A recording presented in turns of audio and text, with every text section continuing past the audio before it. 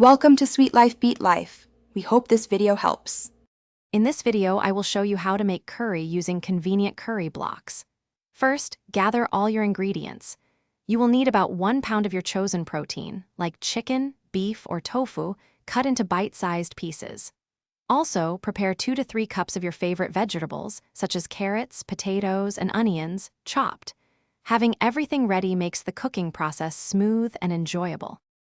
Next, in a large pot or Dutch oven, add a tablespoon of oil and sauté your protein until it's lightly browned on all sides. Then, add your chopped vegetables and cook for another 5 to 7 minutes until they start to soften.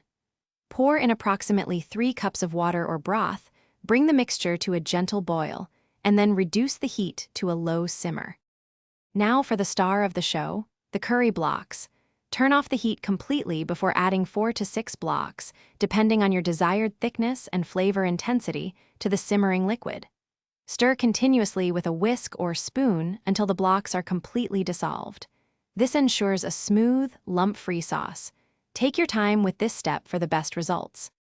Once the curry blocks are fully dissolved, return the pot to low heat. Let it simmer gently for another 10 to 15 minutes, stirring occasionally. This allows the flavors to deepen and the sauce to thicken beautifully.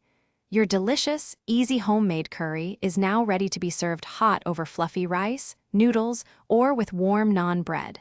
Enjoy your meal. Thanks for watching. Consider subscribing if we helped you.